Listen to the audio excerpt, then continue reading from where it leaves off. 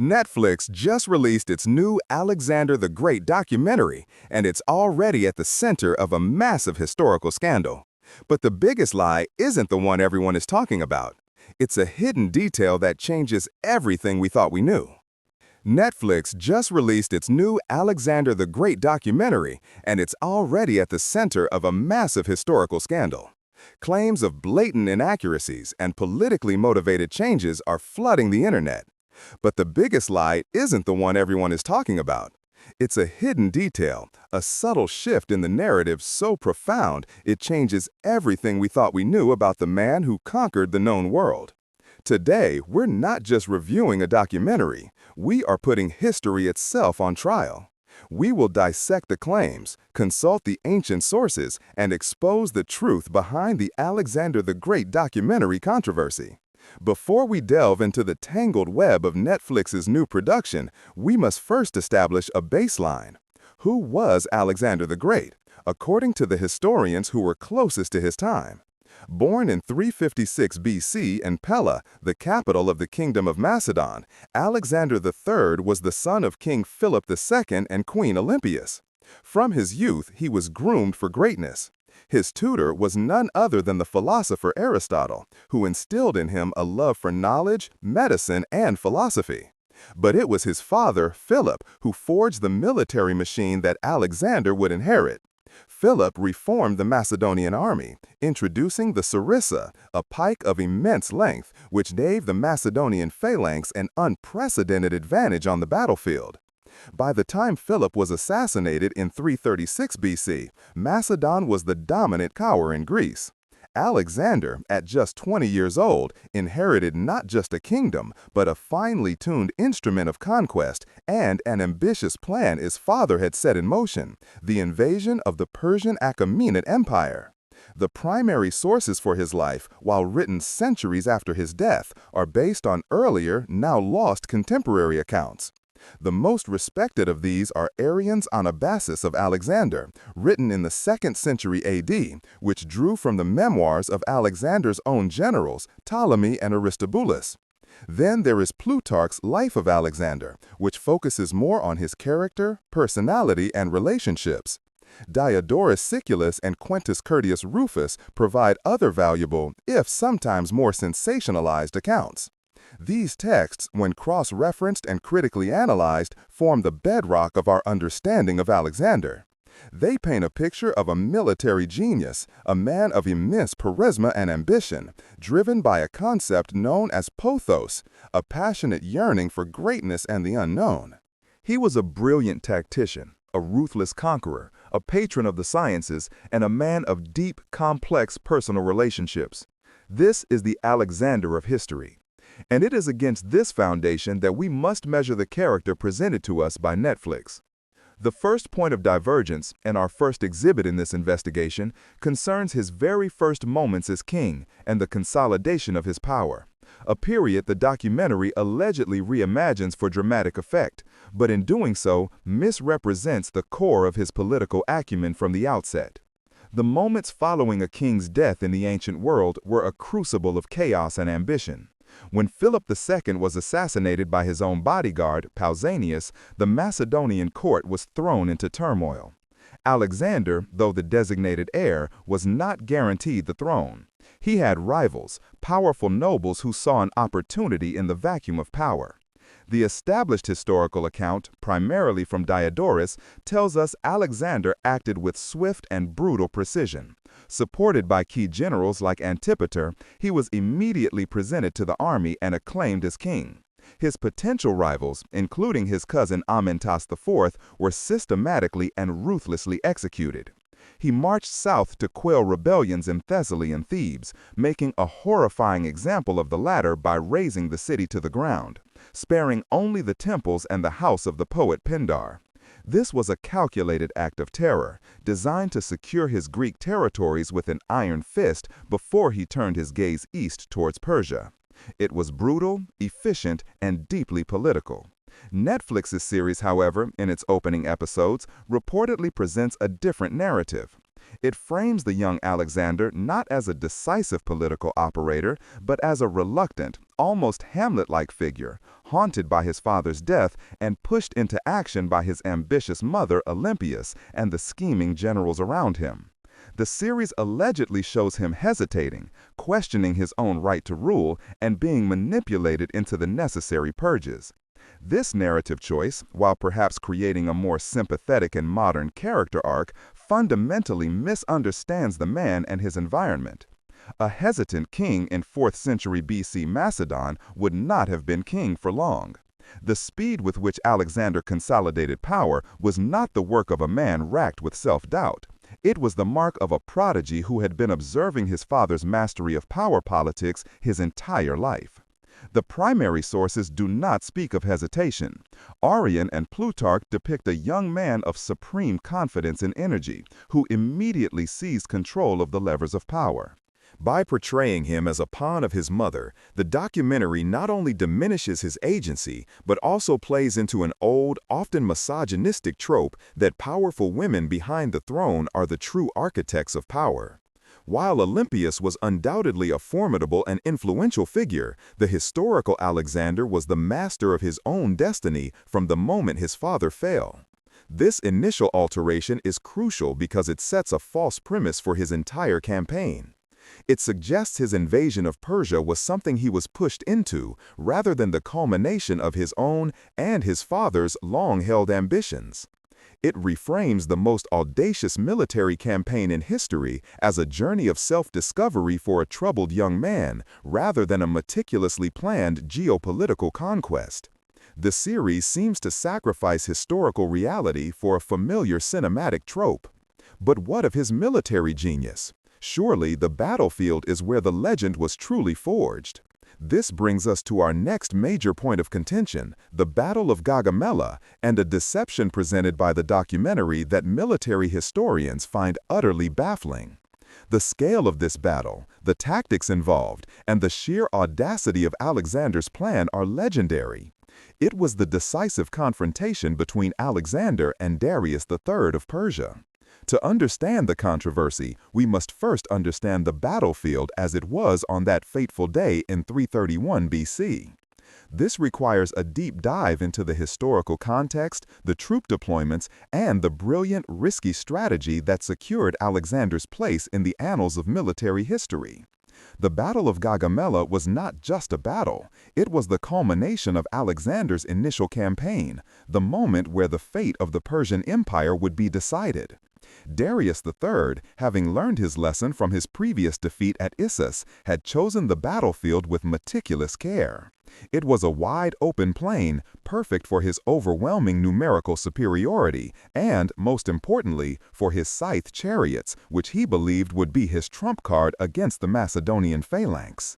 Arrian, our most reliable source, details the Persian numbers as staggeringly large, perhaps 250,000 soldiers. Though modern estimates are more conservative, they still grant Darius at least a 5-to-1 advantage in infantry and a 3-to-1 advantage in cavalry. Against this behemoth, Alexander fielded approximately 40,000 infantry and 7,000 cavalry. The odds were astronomical.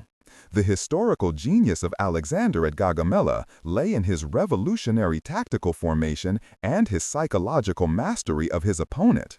Knowing he would be outflanked, he arranged his troops in a way that was almost a square, with a second line of infantry angled back, ready to turn and face any flanking maneuver. This was a defense in depth, a radical concept at the time. His strategy was not to win a battle of attrition, which he would surely lose, but to execute a targeted strike to decapitate the Persian army, to kill or capture Darius himself. His plan hinged on a feint.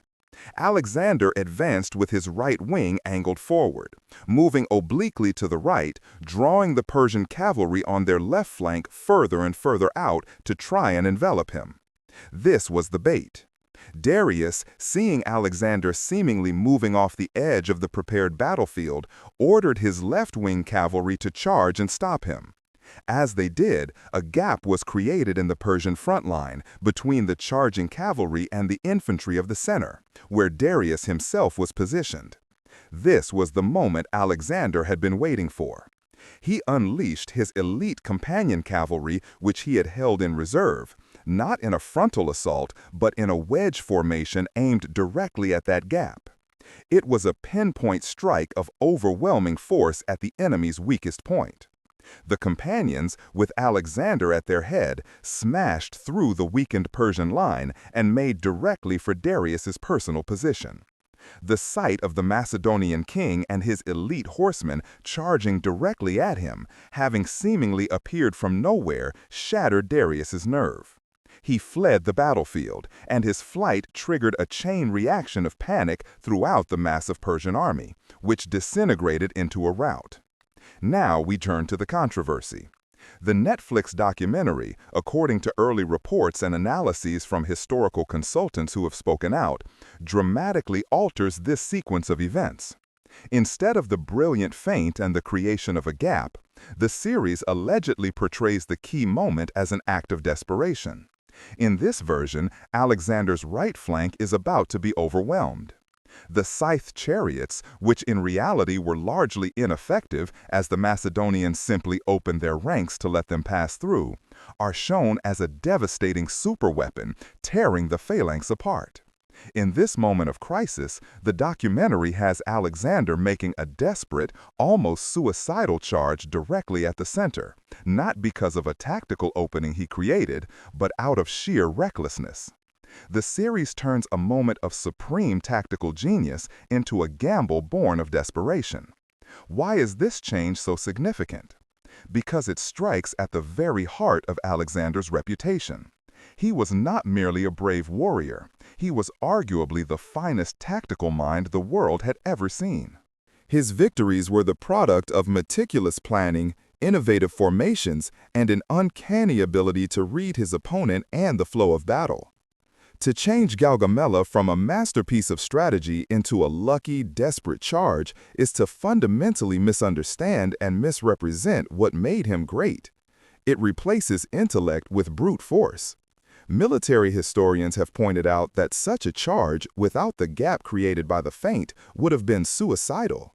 The companion cavalry would have smashed into the densest part of the Persian infantry and been swamped by sheer numbers. It wouldn't have worked.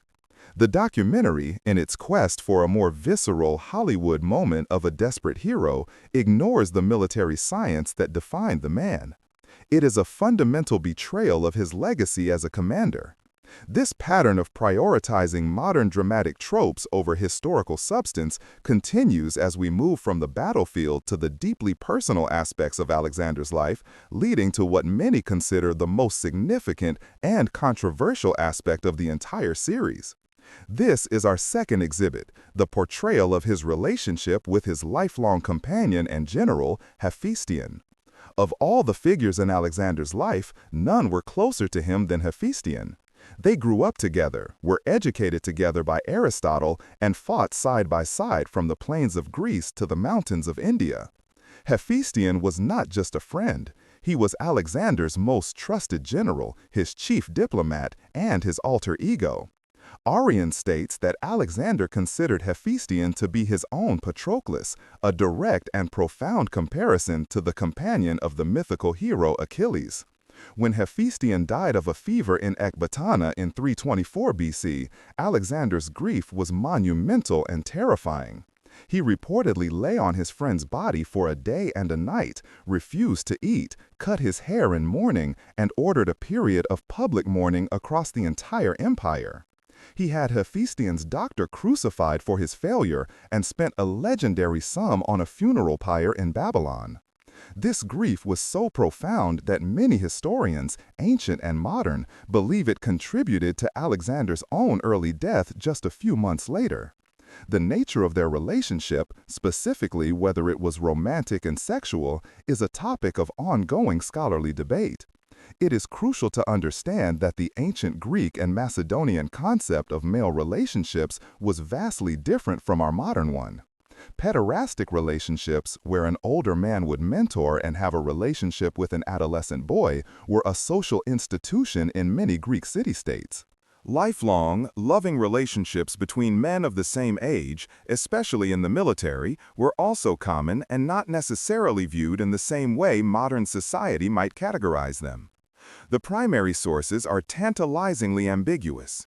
They do not explicitly state Alexander and Hephaestion were lovers. Such explicitness was not the style of ancient biographers. However, the language they use is deeply suggestive. The comparison to Achilles and Patroclus is the most significant clue, as by the 4th century BC, their relationship was widely understood to have been a romantic one. Arrian, in his Varia Historia, recounts a story where Alexander, visiting Troy, laid a wreath on the tomb of Achilles, while Hephaestion laid one on the tomb of Patroclus, with Alexander remarking that Hephaestion was as fortunate as Patroclus in having him as a friend. The intensity of Alexander's grief upon Hephaestion's death is also cited as evidence of a love that transcended mere friendship. Modern historians are divided. Some argue that imposing modern labels of homosexual or bisexual is anachronistic and that their bond was one of profound, brotherly love forged in the crucible of war. Others argue that to ignore the overwhelming evidence of a romantic and likely sexual component is to whitewash history and impose a modern heteronormativity on the past. This is where the Netflix documentary reportedly wades into this complex and sensitive debate, and where the core of the public controversy lies. The series, it is claimed, makes a definitive choice. It portrays their relationship as an explicit, central romance, the primary love story of Alexander's life. On one hand, this is a plausible interpretation of the historical evidence. It is a reading that many respected historians support, and which offers a powerful emotional core to the narrative. The controversy, however, stems from two main areas. Firstly, for a segment of the audience and several conservative states, any depiction of a same-sex relationship involving a major historical figure is seen as a political act, an imposition of a modern agenda on history. This has sparked outrage and accusations of the series being woke propaganda. Secondly, and perhaps more importantly from a purely historical standpoint, is the charge that the series, in making this relationship the singular emotional focus, sidelines other critically important relationships in Alexander's life, particularly with his wife Roxana and his mother Olympias. History is complex. Alexander's life was a web of intricate, passionate, and often contradictory relationships. He clearly loved Hephaestion deeply. He also had a passionate, if tumultuous, relationship with his Sogdian wife Roxana, for whom he defied Macedonian convention to marry and who bore him his only son. His relationship with his mother was one of intense, almost Oedipal loyalty and political alliance. A truly accurate portrayal would navigate the complexities of all these bonds. Critics of the documentary argue that by simplifying his emotional life into a single, dominant love story with Hephaestion, the series flattens his character. It makes his motivations easier for a modern audience to understand, but it sacrifices the bewildering, multifaceted reality of the man. The debate, then, is not simply whether Alexander and Hephaestion were lovers, but whether the documentary's singular focus on this aspect provides a complete or distorted picture. To answer that, we must look closer at what the ancient sources actually say and what they don't. Let's be forensic. The argument against the Netflix documentary's portrayal is not necessarily that it's impossible, but that it presents a confident conclusion to a question that the primary sources leave deliberately open. Let's examine the textual evidence directly. Arrian, in Anabasis, is our most sober and military-focused source. He writes of Hephaestion.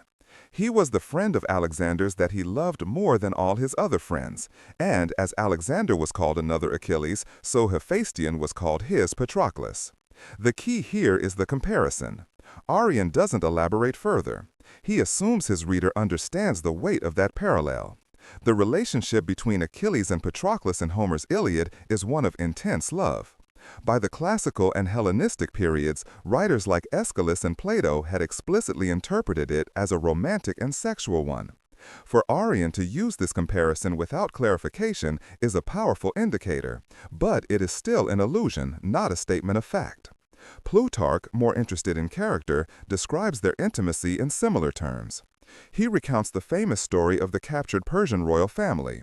When they were brought before the Macedonians, Darius's mother, Sisygambis, mistook the taller, more handsome Hephaestion for Alexander and prostrated herself before him. When her mistake was realized, she was terrified, but Alexander simply said, "You were not mistaken, mother, for he too is Alexander." This statement is loaded with meaning. It speaks to a unity of spirit and interchangeability that goes beyond friendship. It implies what is mine is his. But again, it is not an explicit confirmation of a sexual relationship.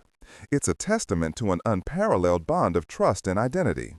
Critics of a purely romantic interpretation point to other aspects of Alexander's life. He married 3 times, to Roxana, Stytira II, and Parysatis II.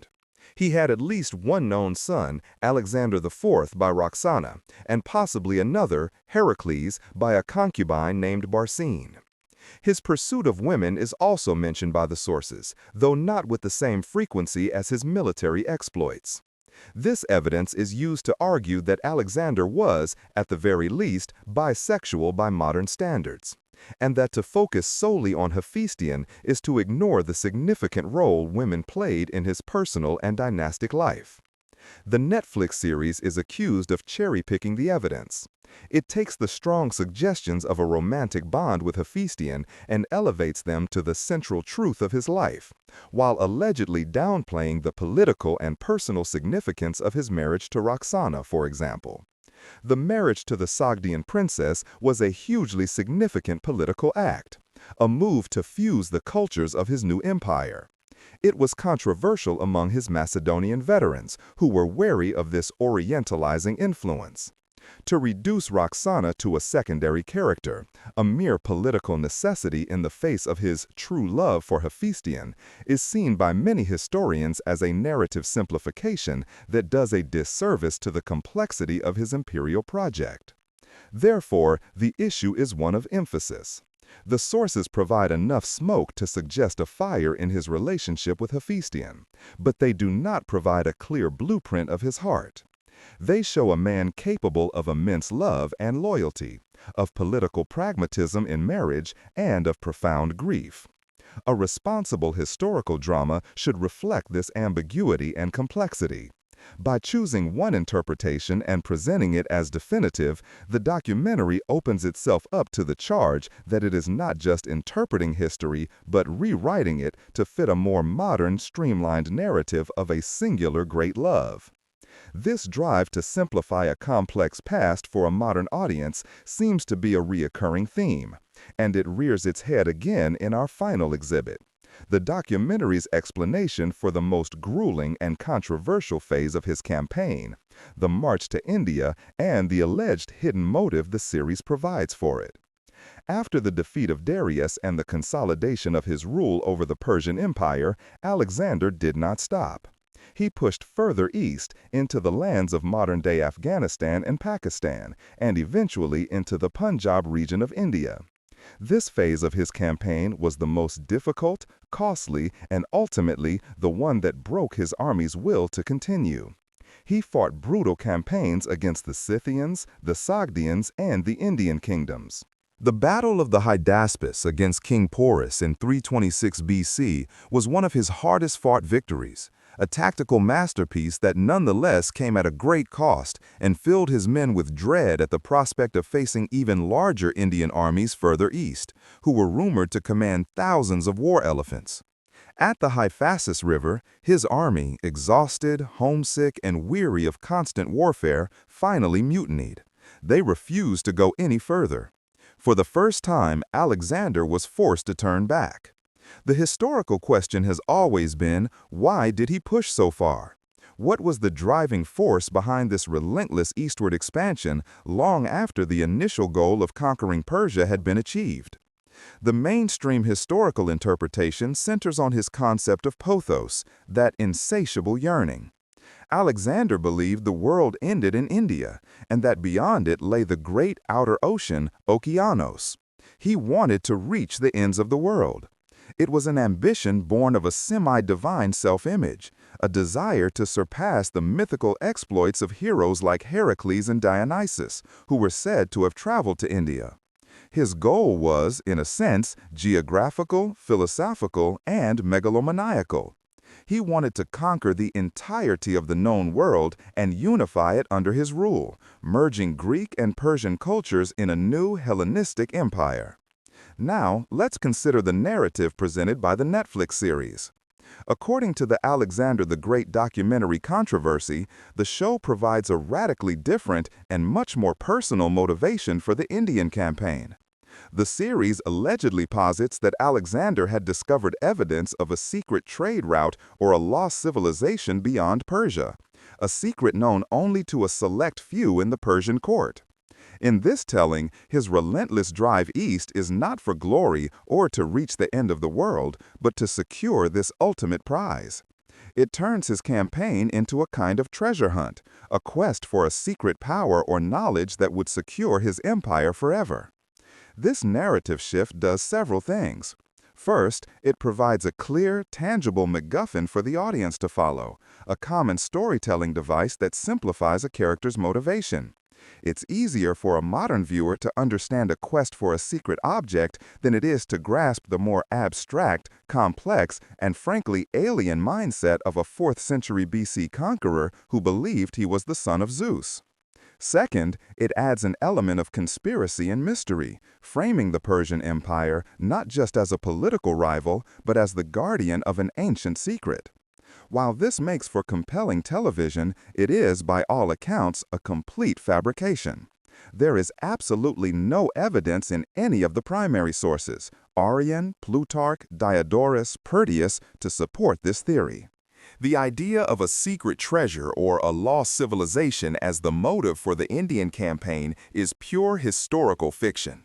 Historians who have commented on this aspect of the series are particularly scathing.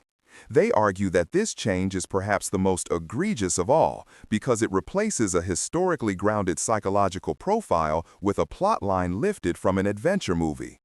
Alexander's pathos is a fascinating and well-documented aspect of his character. It speaks to the Hellenistic mindset, the ambition of the era, and the sheer force of Alexander's personality. To discard it in favor of a fictional treasure hunt is to show contempt for the actual historical record. It suggests that the real history isn't exciting enough on its own, and that it must be contorted into a familiar Hollywood formula to be palatable. This consistent pattern of alteration, from his political cunning at the start, to his military genius at Gaugamela, to his complex personal life, and finally to his core motivations, begs a crucial question. This isn't a matter of a few small errors or creative liberties. It appears to be a systematic rewriting of a historical figure. Which leads us to our final and most important question. Why? Why did they rewrite history? When a production of this scale and budget makes such fundamental changes to a well-documented historical narrative, it is rarely by accident. These decisions are deliberate. So, what are the possible motives behind the alleged alterations in Netflix's Alexander the Great documentary? We can speculate on a few possibilities, ranging from the artistic to the ideological. The first, and perhaps most charitable explanation, is the pursuit of a better story in modern terms. History is often messy, and motivations can be complex and foreign to a 21st century audience. A storyteller's instinct is to streamline, to create clear character arcs, relatable motivations, and unambiguous emotional stakes. Portraying Alexander as a hesitant young man who grows into a leader is a classic coming-of-age arc.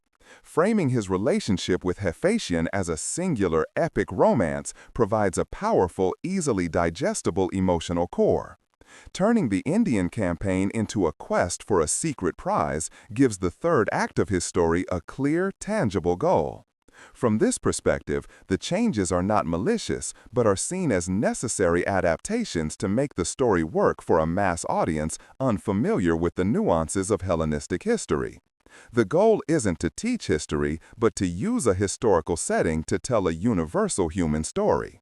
The problem with this defense, of course, is that the project is marketed as a historical documentary or docudrama, which carries an implicit promise of authenticity. It claims to tell the viewer the true story, and when it deviates so sharply from the consensus of experts, it breaks that trust. The second possible motive is commercial and demographic. The creators may have analyzed their target audience and tailored the narrative to fit their expectations and sensibilities. Modern audiences are often more interested in personal relationships and emotional drama than in military tactics or political strategy. Therefore, the screen time devoted to battles might be reduced and focused on visceral action rather than strategic brilliance, while the time devoted to the relationship with Hephaestion is expanded. The inclusion of a prominent, positive same-sex romance can also be seen as a way to appeal to a younger, more progressive demographic, a key market for streaming services.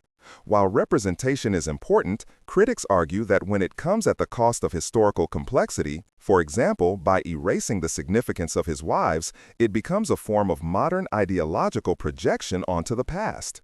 The third and more cynical possibility is that controversy is the point.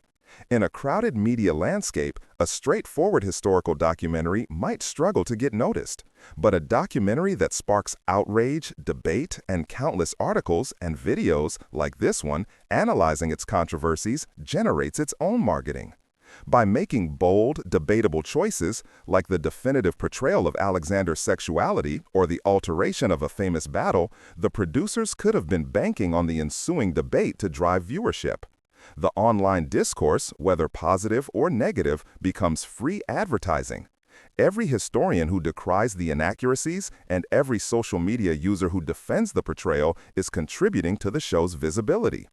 It's a cynical but often effective strategy in the age of the attention economy. Ultimately, the true motive is likely a combination of all three.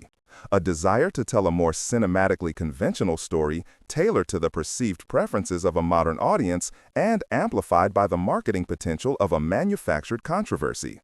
But whatever the reason, the result is the same: the distortion of the historical record. It raises a profound and troubling question about our relationship with the past.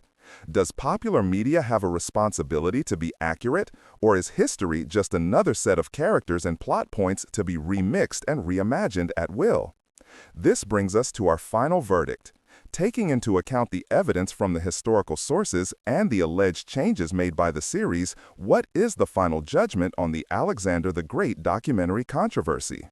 After examining the core pillars of Alexander's story, his rise to power, his military genius, his personal relationships, and his ultimate motivations, it is clear that the creative choices made in the Netflix series, as they have been reported, represent a significant departure from the historical record. This is not a matter of filling in small gaps in our knowledge or taking minor dramatic liberties. The alleged changes fundamentally alter the character of Alexander and the nature of his achievements. To portray him as a hesitant heir rather than a swift political operator is to misunderstand the brutal realities of Macedonian succession. To transform the tactical masterpiece of Gaugamela into a desperate, lucky gamble is to erase the very essence of his military genius. To present his complex web of relationships as a single, modern love story is to simplify a man who was anything but simple. And to invent a fictional quest for a secret treasure as the motive for his Indian campaign is to replace a fascinating, historically grounded psychological drive with a generic movie plot. A historical drama is not a textbook, and we should not expect it to be. It must create dialogue, imagine conversations, and condense events to fit a narrative structure. But there is a line between interpretation and fabrication. A good historical drama illuminates the past, using storytelling to make historical figures and their distant worlds feel immediate and human. It respects the source material and attempts to convey the spirit of the time, even if it has to invent the specific words. A poor historical drama, on the other hand, uses the past as a costume closet, plundering it for famous names and exotic settings, but imposing modern characters, modern values, and modern story structures onto it. It doesn't illuminate the past, it obscures it, replacing it with a comfortable, familiar reflection of ourselves. Based on the analysis of the Alexander the Great documentary controversy, the Netflix series appears to fall decisively into the latter category. It has taken one of the most complex, brilliant, and terrifying figures in human history and sanded off his sharp edges to make him fit into a prepackaged narrative. It prioritizes a simple story over a true one. So, did Netflix just rewrite history? The answer is a resounding yes. They have created a compelling piece of fiction, a fantasy epic that wears the name of Alexander the Great. It may be entertaining, it may be dramatic, and it may be popular, but it is not history. And the real danger is that for millions of viewers, this fictionalized version will become their primary understanding of who Alexander was.